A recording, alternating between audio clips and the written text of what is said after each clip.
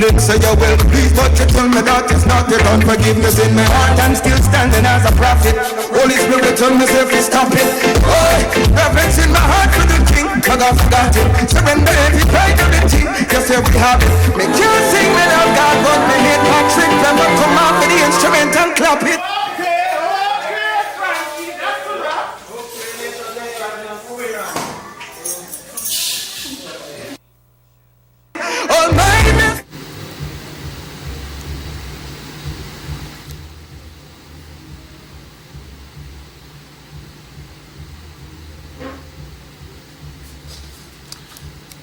A pleasant evening to all Guyana.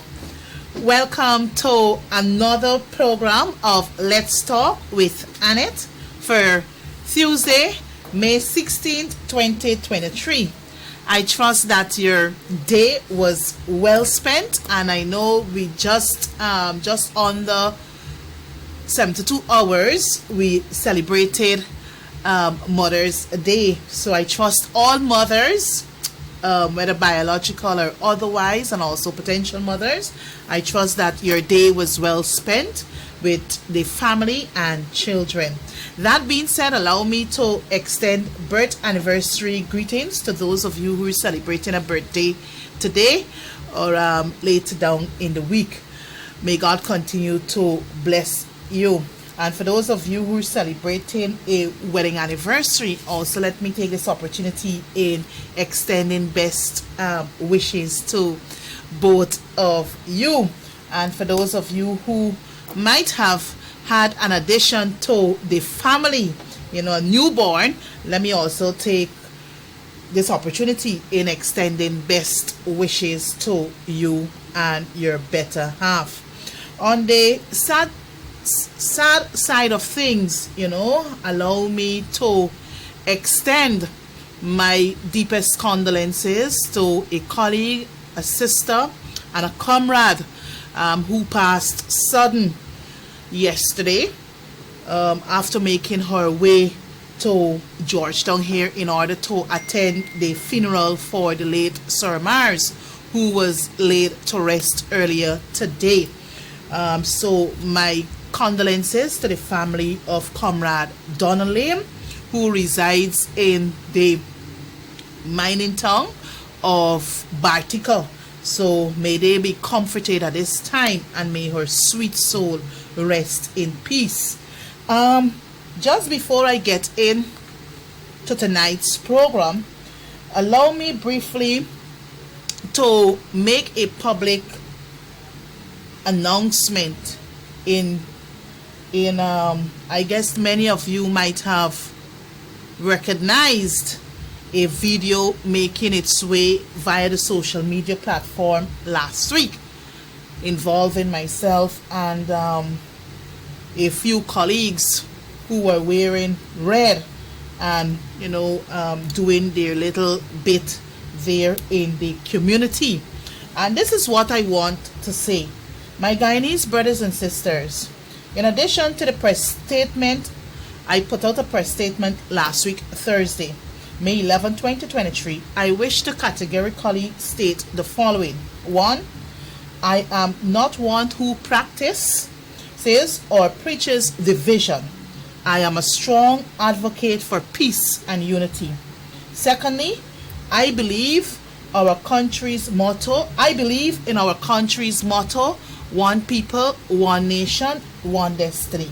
Thirdly, as a strong believer in Christ, I wish not to be taken out of context and be perceived by others to be a racist.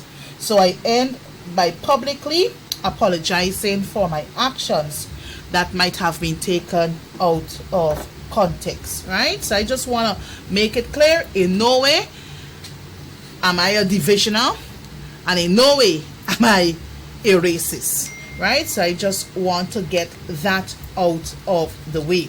And I love all my Guyanese brothers and sisters, right? I also want to take this opportunity to congratulate former Minister Winston DeCosta Jordan.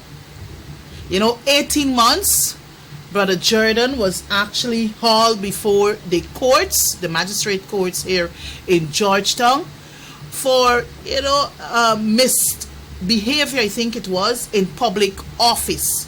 And we all, I guess, just before I came on here, the newscast would have reported on what would have led to these trumped up and malicious charges that were brought against Winston Jordan by Suku. And many of you would recall that since they come into office by the People's Progressive Party Civic, they tried their best to embarrass, to insult, to bring shame on many of my colleagues who would have served in the APNU AFC government. And for the fact that many of these cases are before the courts. You have Comrade Valda Lawrence, you got David Patterson. They were hauled before the courts. I too, I have a matter in the magistrate court where I was actually charged for cybercrime since June of 2021. But for me, my case is currently on trial. I wouldn't want to speak much on it, but I know that I will be vindicated because I didn't embarrass anybody. I didn't humiliate anybody. Every day on social media, you're seeing these fake pages, being operated by trolls, probably coming out of whether Freedom House or wherever they're operating from. You've seen, calling us names, making all sorts of derogatory comments about us on Facebook. But the thing is that we cannot, or should I say, we cannot really take the necessary action against those persons because we don't know who they are, because you got fake pages out there, fake profiles, and this is what they're doing. They're best at propaganda, they're best at spewing lies. So that's the only thing the People's Progressive Party knows best. So I just want the operator to throw up my former colleague, brother and friend, along with Honorable Roysdale Ford, who was one of senior counsel, that is, who was one of his legal representative, and Sister Dawn Holder Kush, so they both were successful after 18 months of having the matter in the magistrate's court. So Suku case against former finance minister dismissed by magistrates. And why was it dismissed? It was basically dismissed because Suku had no submissions to make. So it's on that basis the magistrate, the senior magistrate, Miss Daly, she would have thrown the case out earlier today. So I just want to publicly commend Brother Winston Jordan along with his legal team, who are both on his extremes, and to wish them all the best, and may God continue to bless them. So we gotta fight, and we will continue to fight, right? So I also want to extend congratulations to Nazima Ragubair on her re-election as the president of the Guyana Press Association. And I know that herself and those who have been re-elected to serve on the executive, they will continue to work with integrity. They will continue to be neutral in their reporting, and they will continue to act with professionalism. So once again, big congratulations to Madam Nazima and her team. And we know even though these small elections had major issues running up to those elections, right? So I also want to remind each and every one of us that COVID is still real, and I just want to urge and encourage each and every one of us to continue to wear a mask, continue to sanitize, and continue to watch our distance, right? For all your machining needs, visit Hesso and Sons Machinery Establishment.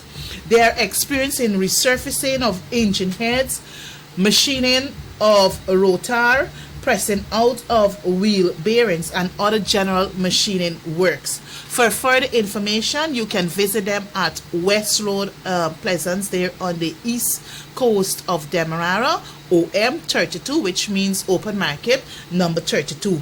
And you can contact the foreman there is Miss Clement Hines, and he can be contacted on 682-0556. I repeat, 682-0556. Or the managing director, Mr. Hesley Kite, he can be contacted on 616-0788.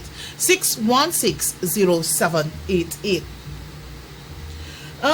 Tonight I don't have a guest, because the topic for tonight is basically, as is shown there at the bottom of the screen, countdown to LGE 2023.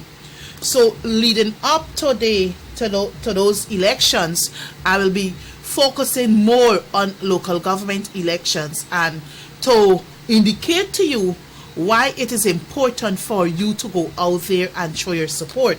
I trust to have a few candidates appear on the program, so you can actually know which constituency here in Georgetown they will be contesting in, and also, you know, to say to their constituents why they should get the green nod. And you see, this evening I'm dressed all decked out in my green with my little yellow at the top here, so that is to signal to you that I am in full campaign mood. Yes, I am in full campaign mood, because we got to take Georgetown by its storm and ensure that the People's Progressive Party Civic ensure that they are kept out of Georgetown, as the caller assured us last week that we should keep them out of Georgetown.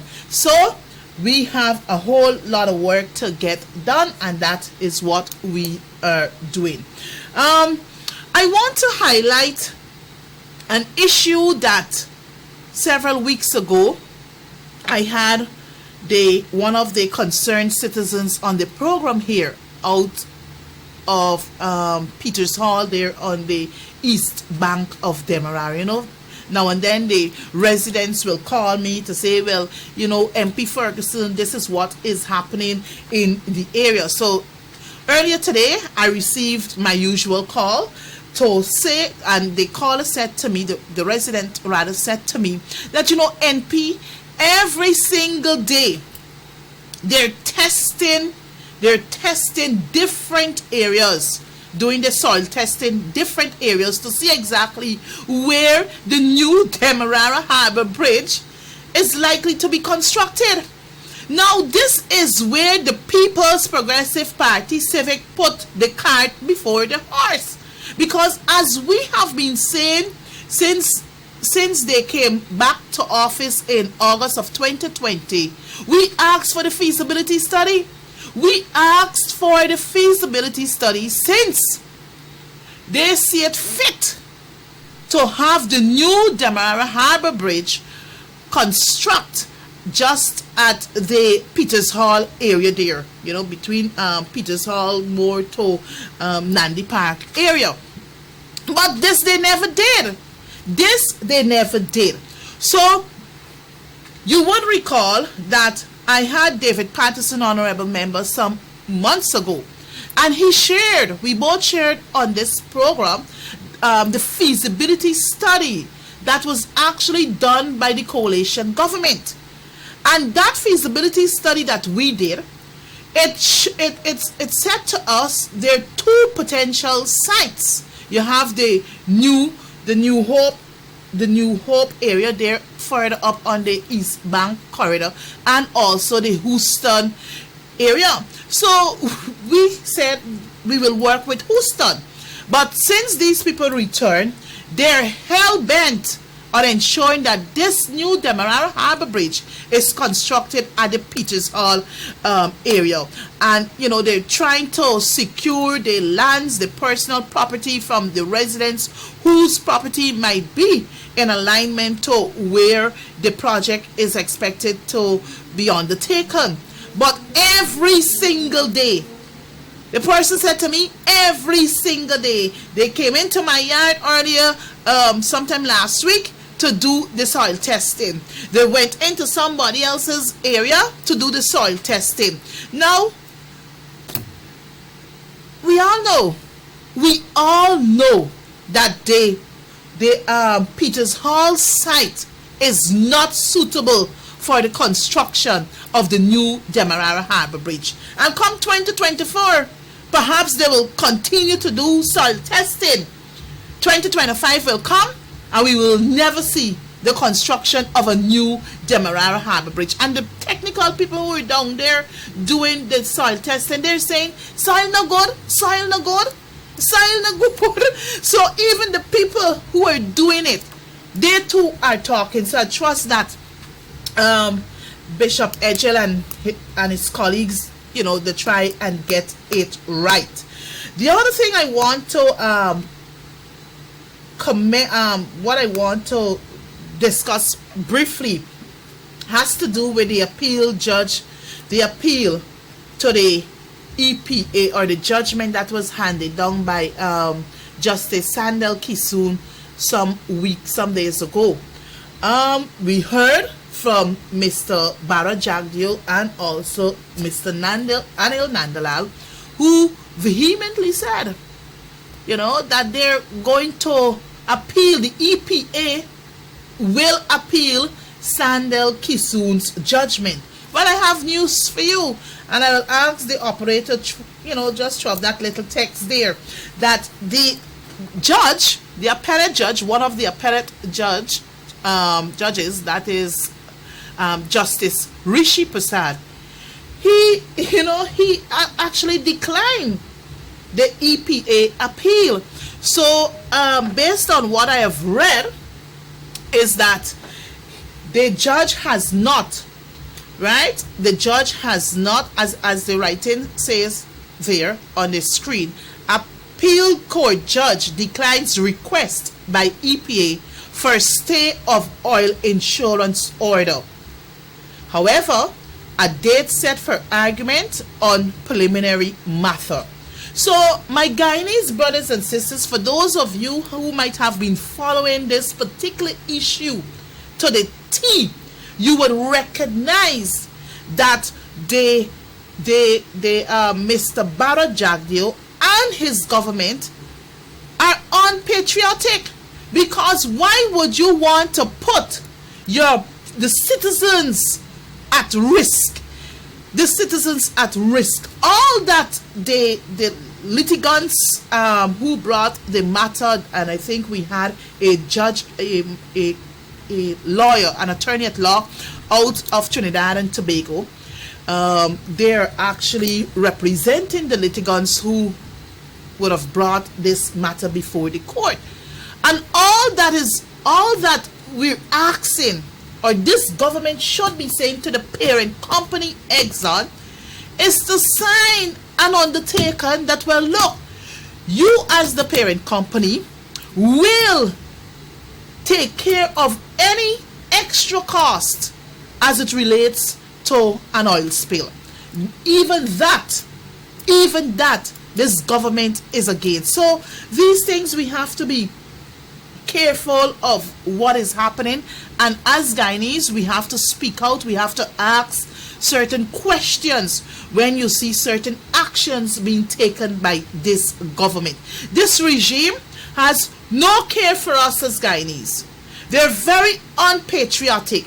You would have recognized that prior to May 2015, Guyana was actually nearly half of our forestry was being sold to Baishanling. You would recall they were selling half of our forestry here in Guyana to a Chinese company called Baishan Ling.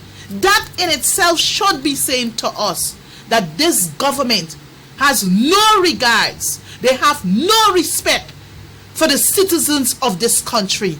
And I believe as a citizen of Guyana, some of us, we have remained too silent. And that is why this government is getting away with all the wrongs that they're doing, because people are whispering in their little corners. They don't like this, they don't appreciate what is happening, but they're fearful to speak out. They're fearful to speak out because people are fearful of being victimized, because they know what this particular regime is capable of doing. So a date will be set. The judge has denied the request by EPA, so we will await that date for the preliminary arguments and then to see where it goes from here. Brothers and sisters Guyanese, crime is on the increase. And you know, when crime is on the increase, we know that poverty rate, because poverty would lead to crime. Unemployment will lead to crime. Because if the young people aren't getting a gainful employment or aren't gainfully employed, they will turn to a life of crime. Every single day you open the newspapers, some youth gunned down. Look what happened in Linden. And I'm sure it's young people who were involved in that heinous crime. So rather than a government finding ways and means of creating the atmosphere so that young people can explore, this is not happening. This is not happening. Yes, some people might say, the little $40,000 per month, it's helping to put bread and butter on the table. I'm not against that. But I believe that any caring administration will ensure that things are done structurally so that our people can benefit. So crime is on the increase. You're not hearing from the minister who has responsibility for Home Affairs, Mr. Robeson Ben. Every time we stand in the National Assembly and we ask for the statistics, we're not getting the stats. You ask questions. What is the current crime rate in the country? And we try to, have them provided in a disaggregated way. What's the percentage rate in Region 1 where crime is concerned? Right down to Region 10. Even that you're not getting. So we are in a bad state. And then Mr. Robeson Ben will come out publicly and say to Guyanese that crime is down. Crime has reduced. And you have some in the Guyana police force, they too coming with the same tune. Crime is down.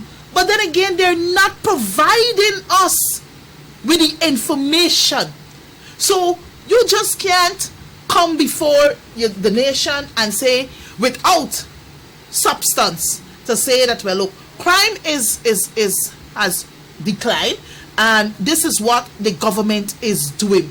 They're not even sharing with us the possible things that they have in place to fight the crime. And you would recall, under the coalition government, crime was down.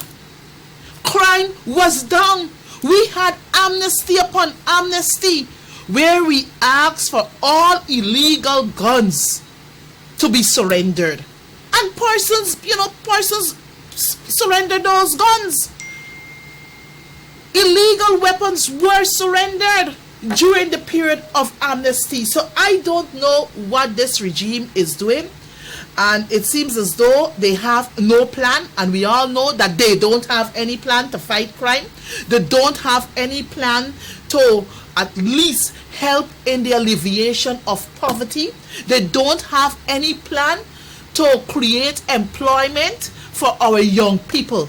That is why in many of the depressed communities, you got our young people turn into a life of crime. And that is why the onus is on us as adults. The onus is on us as adults to say to our children and our nieces and nephews, please don't turn to a life of crime. That is not the best way out. So we have to continue to educate and to sensitize our young people. The other issue that we are faced with constantly every single day, fatal road accidents. Just before coming on this program, a 21-year-old young man from West Coast Bobis left his home to go visit a very good friend of his, end up dead. So you got all the wild coots, all the wild road users out there, and then what is even making things worse is that you have these huge trucks driving on the streets as though they're minibus operators, as though they're operating a small car. So persons' lives are at risk, and it seems as though the authorities are not doing anything to address the fatal accidents on our roadways. So I trust that somebody from the Ministry of Home Affairs, I hope they're tuned in. They're tuned into this program and they're listening to me so that they can bring redress when it comes to the use of our roadways. The other issue I want to touch on quickly has to do with post-cabinet meetings. Brothers and sisters, we're all taxpayers. We have major projects being undertaken across this country, of which the government boasts highly of. Building bridges here, building this there, fixing this road here, and all manner of things. And we know that it is the taxpayers' money that are funding these projects. But what we don't know is that after cabinet would have given its no objection, you have a post-cabinet briefing where whoever is the cabinet secretary will come before the nation to say that, well, look, cabinet has given its no objection to the tune of $1 billion to construct some highway road somewhere. The other thing, cabinet would have given its no objection for the president to travel X where, Y where, and the reason for his travels. And you know, I lately compiled some of the countries Mr. Irfan Ali would have visited to date. And I don't believe as Guyanese is doing us any justice, because in rare cases you don't know the reason for these visits. You don't get an update after the visits. You don't know what the cost, what it would have cost us as taxpayers for these visits.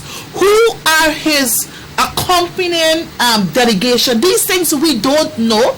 But what we will know is still after the fact, reading the newspaper, not when it comes to cost, not when it comes to the money. You will know, oh, the president visited X place and his delegation comprised of X, Y, and Z person. Now, these are the countries Mr. Irfan Ali visited so far. Perhaps I would have missed a few. Barbados, Brazil. We know that with Barbados, he went there several times, and you know the whole initiative with the black sheep project and all kind of thing. Brazil, I recall him going to Brazil when you had the swearing in of the new president there in Brazil. He went to Canada. He went to United Kingdom just 2 weeks ago, or a week ago. He was in the UK. So today, sometime this week, he's now in Qatar.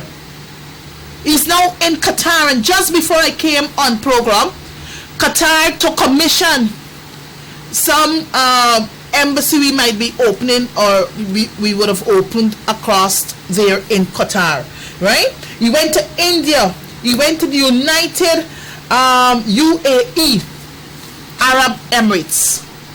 Now, comrades, Guyanese, we got to ask the questions. How much my taxpayers' dollars paying for these travels? How beneficial are these travels to Guyanese? These are the things we are not being told. But you know what? The flip side of this is that when the coalition was in government, all the beat the drum left, right, and center. But the thing about it though is that Mr. David Arthur Granger never traveled so much as Irfan Ali is now doing. So perhaps he is the traveling president or head of state, while you got, the gentleman who is enjoying his third term there, he involved in all the other arrangements governing this country. So my Guyanese brothers and sisters, this now brings me to the topic for tonight's discussion. Countdown to LGE 2023. And I want to say to each and every one of you, this is the 16th day of May 2023. Local government elections is 27 days away. Operator, 27 days away. So we should all be prepared in our constituencies, in the homes, to be prepared to go out there and vote solidly for a partnership for national unity / the People's National Congress reform. We cannot afford to lose Georgetown, which is our stronghold. We cannot afford to lose Linden, another region which is considered our stronghold. We cannot afford to lose Baltica there in region number 7, and we cannot afford to lose New Amsterdam in region number 6.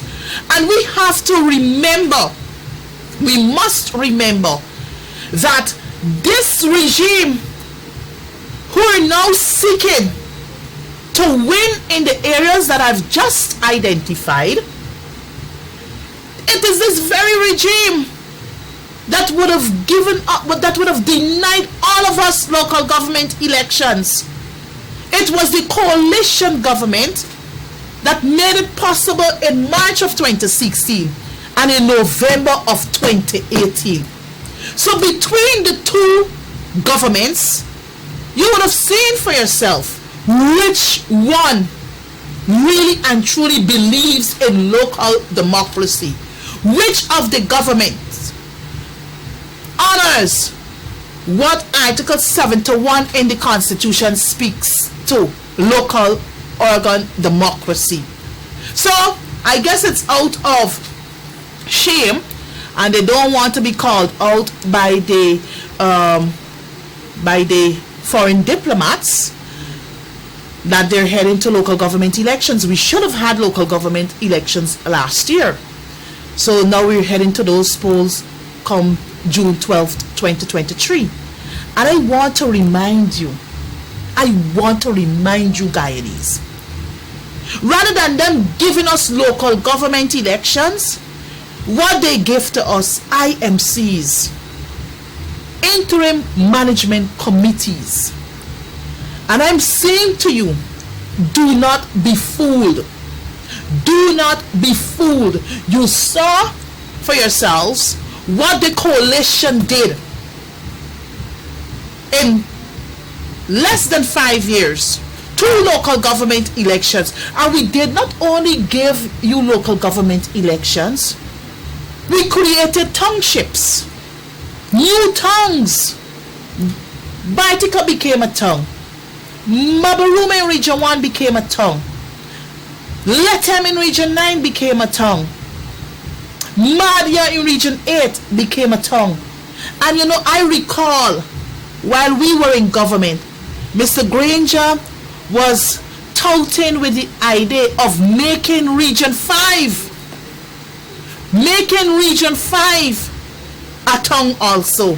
But we're now out of government, and I trust that is still on our one of our priorities when we get back into government. But I'm saying all of this to say to you that local government elections are extremely important, and I want to read a little excerpt from a research that I did, and I stumbled on this piece of information, and this is what it is saying here. Local governments were designed with the purpose of creating order in ways that serve the general public democratically. The general public elects the leaders that they have the most faith in to run an effective local government. In electing leaders, the public gives these elected officials the power. So, when you talk about the public here, my brothers and sisters, we're talking about you, the constituents. So, we, the constituents, you, the constituents, right? You, the constituents, would normally give the elected officials the power to do whatever it is necessary to perform its functions and to achieve the municipality objectives, including giving officials the power to levy taxes on citizens. In exchange for their power, local citizens expect their government, you hear? You ain't talking about central government here. At the local level, we expect our government. Who is our government? The municipality here in Georgetown. They're our local government. The NDC area that you live in, those are your local government, right? To be fair and to spend their tax dollars wisely and without waste. So your rates and taxes that you pay to the main city council or to the NDC, it got to take care of the basic things like roads, bridges, the drains, the parapets, the garbage, the playgrounds in the community, and also to find ways and means of empowering us at the local level, right? Not only fixing infrastructure, whether we get street lights, we get proper water system, we get proper health system in our communities, the schools are well kept in our communities. No, the local people must be able to find ways and means how they can empower us, the constituents within the various constituencies. So citizens expect government workers to work as efficiently as possible so that their tax dollars are put to the best use. But what is happening here in Guyana, in Georgetown, that cause this is where my domain is that these things are not being done effectively by the council. Reason being, because of the politics. Central government wants to dominate. Central government wants to tell the local people how the monies should be spent. And I'm saying to you, my brothers and sisters, we cannot afford the People's Progressive Party Civic taking Georgetown from us. Because if they take Georgetown from us, woe be unto our vendors who ply their trade daily on Regent Street. Woe be unto that little youth or that single mother who sits at a roadside corner to earn $1 when the day comes. So I am saying to you, my brothers and sisters, we should not take local government elections 2023 lightly. We shouldn't. We know the stats will show that at these elections, these local government elections, we have a low turnout rate. And I'm saying to you, we recognize what is happening. The PPP wants to rule as a dominated force. They want to rule and to control how we should be probably, dwelling in our variant constituencies. And I'm saying to you, we cannot allow this to happen. They're going around the place, sharing out flyers. This is the one for Georgetown. There's one for Linden. There's one for, I saw the Linden on earlier. There's one for New Amsterdam. So every area has a flyer that is perhaps specific to that region or that area. But there are some similarities, because when I look at the flyer they're distributing across the Georgetown area and the one they're distributing in Linden, there's some similarities. And I'm saying, as I said last week, is that what is missing from such a flyer, such an information, is that they're not saying to the constituencies that this is the percentage, or this percentage of the oil resources will go to constituency 12 here in Georgetown, or it will go to constituency 7 in Georgetown. No, we are now producing oil, and by right, if you really want to win the hearts of the voters, you got to tell the people how the oil money gonna spend. So these flyers are not saying to us how the oil money will be spent in our constituencies. It's not just about clearing the drains, fixing the roads. You fix the roads today, by tomorrow they start decaying. You drain, you clean some of the weeds out of the drains. The rainfall tomorrow, and it's not helping the situation because flooding still happening across Georgetown and in other areas.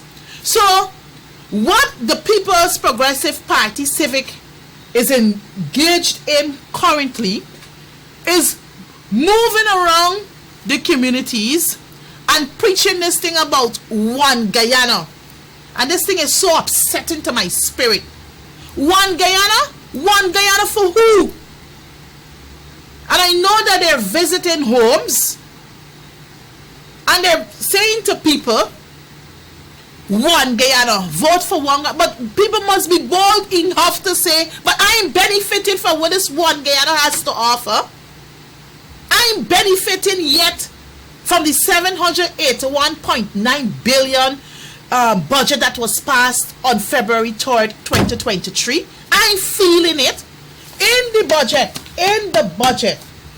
The budget has $5 billion. $5 billion was approved in budget 2023. And this is what it was approved for. Other cost of living measures. $5 billion allocated for additional cost of living measures to be determined from the ongoing community engagements. Now, as they move across this region, or whether in Georgetown or other places, we got to ask the question, how much constituency 5 or constituency 13 here in East West Lane Avenue, Taula Dam, Front Road, Mandela, how much of this 5 billion we getting in this constituency? These are the questions we gotta ask. So all that they're coming and going around and saying to you, the people, using words, but they're not saying to us what they intend to do, how you can benefit from the oil resources, how you can benefit from what budget 2023 has to offer. So I want to say to all Guyanese, the time for Fool's Day is over. We have to be conscious of what is happening around us. We have to do a lot of reading. That is why programs like these, every Tuesday night I try my best to be here so that I can educate you, so that I can open Your appetite bring information to you. Because they don't want us on NCM. They ain't giving us space in the Chronicle, and all of this you and I paying for as taxpayers. NCN is being funded by taxpayers' dollar, but your elected representatives, we've been locked out. So we can appear on NCN. We can get our messages in Chronicle. We can get it in Guyana Times. So we got to depend on these programs like these on the social media platform. That's how our messages are being transmitted. So I want to say, because I intend to I got about 12 minutes more remaining to program time. So I will want to take a few calls. So you heard what I had to share this evening. Local government elections are important. And I'm saying to you, turn out in your numbers. Let us treat local government elections as though we voted for David Granger as president again. Or you're voting for Annette Ferguson as president. I'm just being malicious here. Right? So let us treat these local government elections as though we head into a general and regional elections, because we do not want the People's Progressive Party Civic to control our local areas. I want the operator can throw up images 4 and 5 for me, please. And I want to remind Guyanese of what the Honorable Kalawan Lal, former Minister of Local Government and Regional Development, had to say some years ago. So this is their flyer. This is the People's Progressive flyer that they have on social media. You see, to my left, which might be your right, the coat of arms. To my right, to your left, the golden arrowhead. And in the middle there, you have this one Guyana. Look, Guyanese,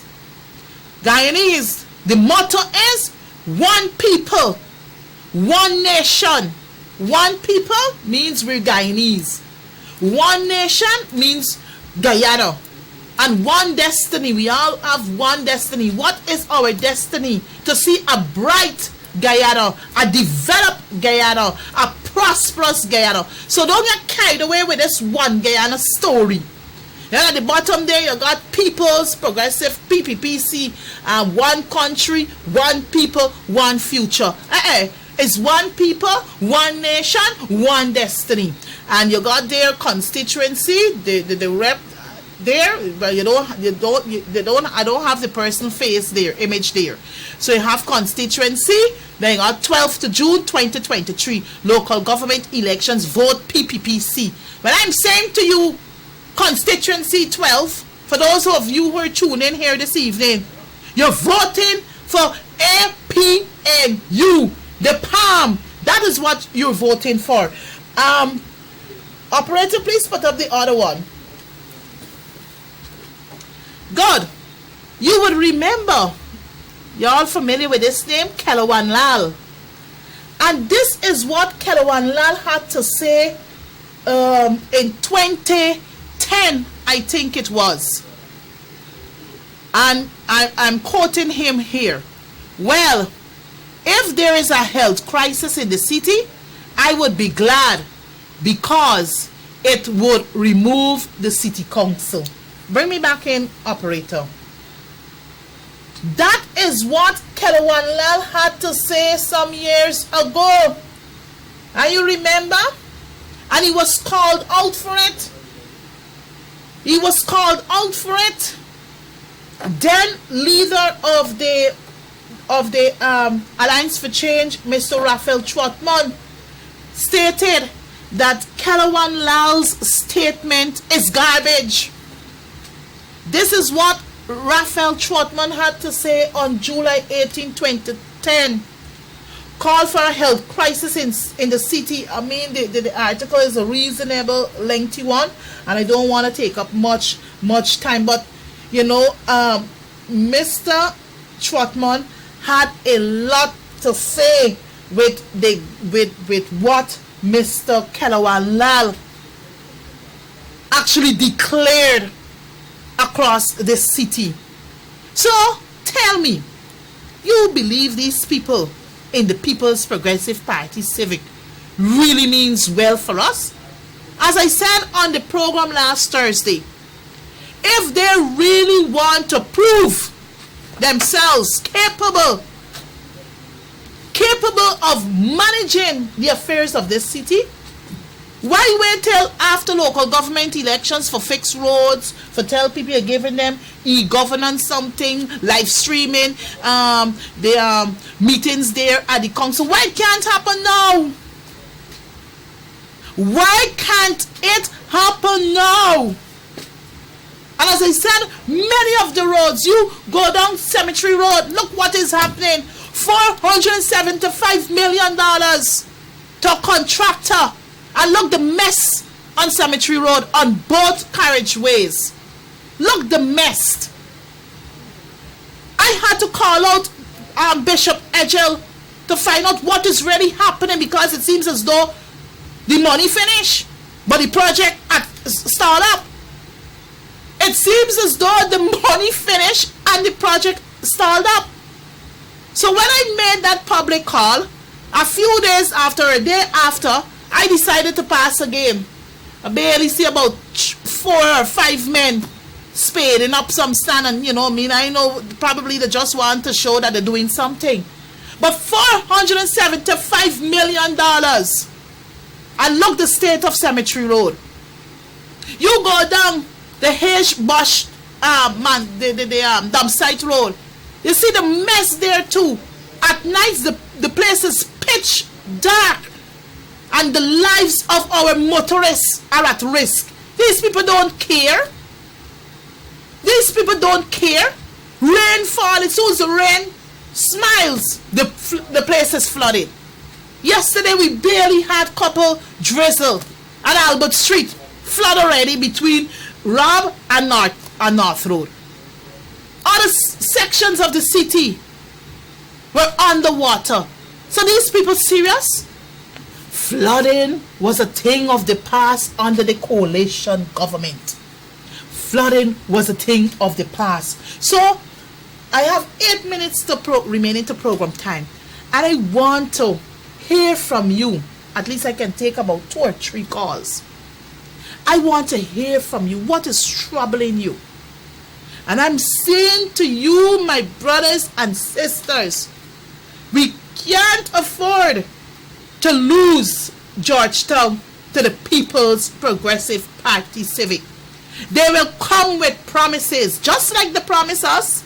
Mr. Barajagdi, oh yes, he beat his drum. He beat left, right, and center about the PSA, the Production Service Agreement, where the oil agreement is concerned, and he promised Guyanese faithfully that he was going to renegotiate the contract. Now he twisting his mouth for a tongue, twisting his mouth. That was the man who said to us that when the People's Progressive Party Civic gets into office, they will renegotiate the PSA, the agreement with Exxon. This was the government, this was the people while in opposition who said to you, the Guyanese people, that the coalition hide away the 18 million US bonus. But no, we didn't. We made it clear. The 18 million US bonus that was given to the coalition government was placed in an account at Bank of Guyana. That is why those monies were set aside to fight the border controversy with Venezuela at the level of ICJ. Though some of that money would have been used to help train young people in the oil and gas sector. But you know what? They didn't say to us, because they have not even released the audit report that was done. the audit report that was done, and 214 million US dollars. 214 million US dollars are unaccounted for. Are unaccounted for. So how can we believe these people? They're going here in all the regions. They're going there and making promises to Guyanese that vote for me, as they're saying to the people in Georgetown. A new PPPC led city council will, 1, rehabilitate and construct better roads and streets and street lights, more landscape roundabouts. Now let me tell you something.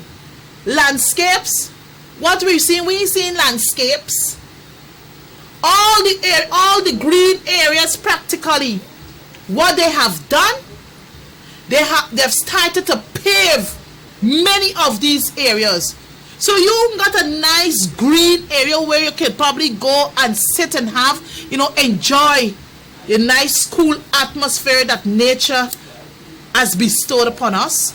No, look what is happening in Lamaha Street. From top to bottom, they've paved. Look what is happening at the roundabouts there at on Sheriff Street. They're paving it. Look what is happening. Some of the medium there on the east coast of Demerara and also on the east bank here of Demerara. They're paving these things. You understand me? And who they're using? They were using the Guyana Police Force. I don't know the Guyana Police Force. In some of the areas, the Guyana Police Force is now a construction company. I thought the Guyana Police Force is there to serve and to protect. That's why you got all these crimes happening, because you got policemen deployed to weed areas, dig up the earth, and start paving and putting these colored blocks. What else are they talking? We hate the coalition government. Look how many streets we did in Georgetown. The whole of Sophia Ring Road in Sophia. And those roads are still standing today. Street lights we put in Sophia. In Mocha, the main road there in Mocha, we lit that entire corridor.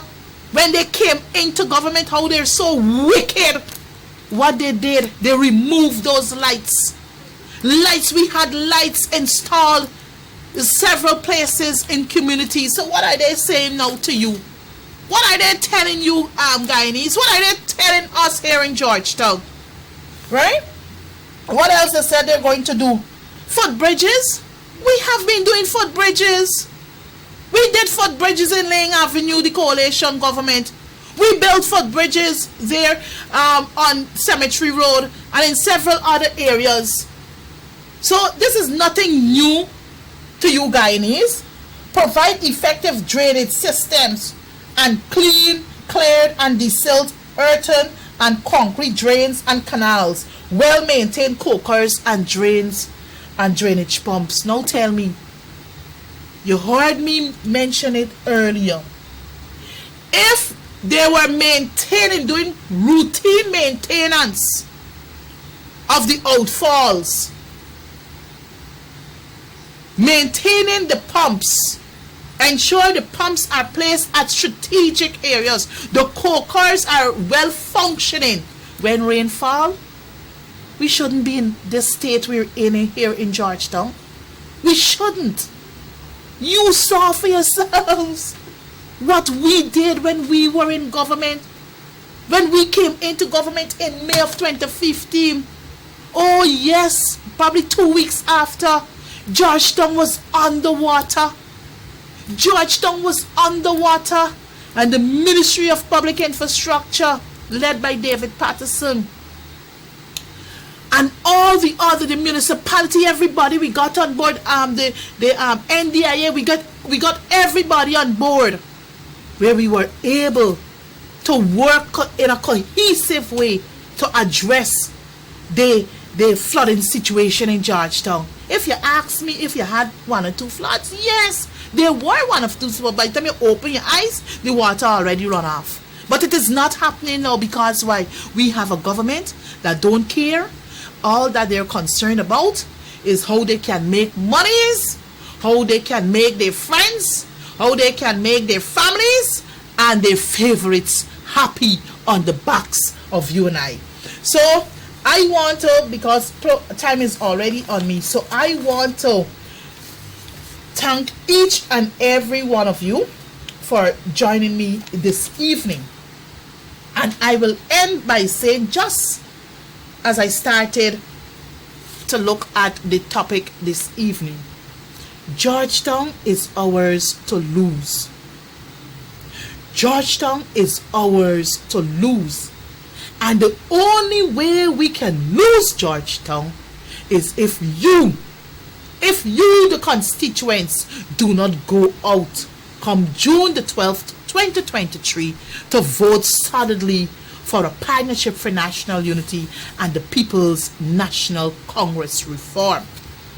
And I'm saying to you, we can win it. We will win it. But it starts with you. And I will say to you publicly, do not sell your soul to the devil. Do not sell your vote. Your vote is critical to the development of the community, the constituency in which you dwell in. So you selling your vote and your soul to the devil, you will be hurting your community and also your family, because your family comes from that community. So I want to say to you, my brothers and sisters, continue to keep the faith. I do look forward to you joining me next Tuesday for another program of Let's Talk with Annette. This program will be rebroadcast on Thursday of this week from 8 to 9. So if you missed the night, you can tune in on Thursday, or you can follow me, subscribe to the YouTube channel Let's Talk with Annette, and the video will be uploaded. So may God continue to bless us, may God continue to bless your family, and may God continue to bless our beautiful nation, Guyana. Tata.